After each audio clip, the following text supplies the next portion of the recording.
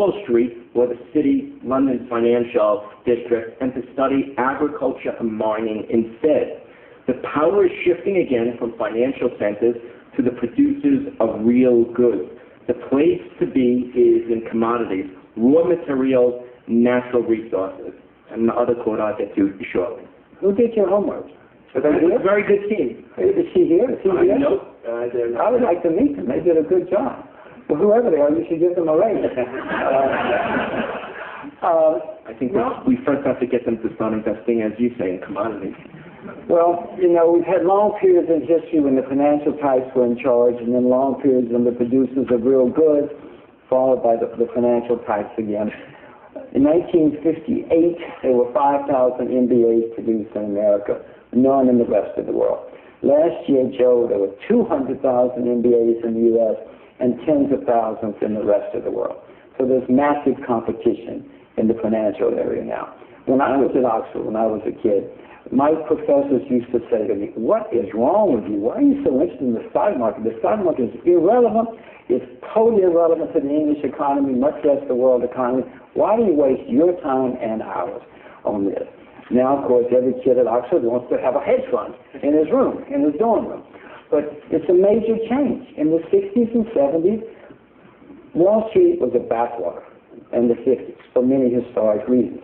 But then we had a bull market. Everybody gets an MBA now. Hundreds of thousands of them out there. So there's massive competition. Financial companies, investment banks especially, are extremely leveraged now, which means they have a lot of debt, which never happened in the old days. There were partnerships, and the partners wouldn't take on a lot of debt because they knew they could go bankrupt. So you got huge debt, lots of competition, and governments don't like financial types anymore. They're constantly passing laws and regulations and special taxes because they're blaming all their problems on you, me, us. So it's all our fault.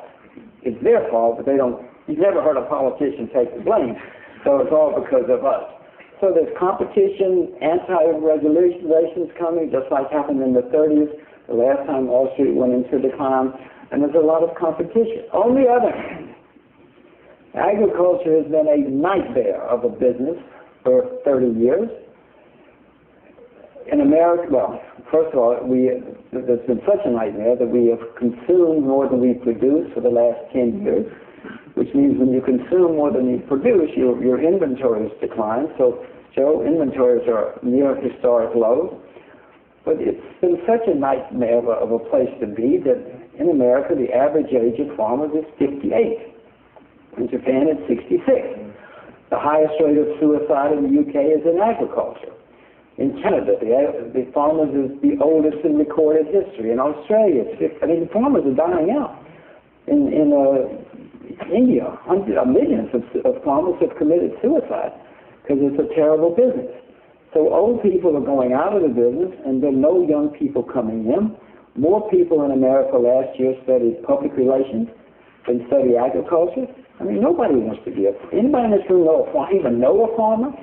There are a few people who know farmers. Anybody in this room a farmer? Is there a farmer in this room? But you all you're reasonably well educated. There are very few people that you went to school with became farmers.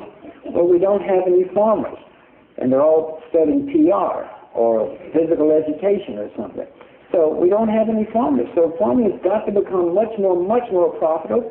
We're not going to have any food at any price. The finance is going down again. The stockbrokers are going to be driving taxis.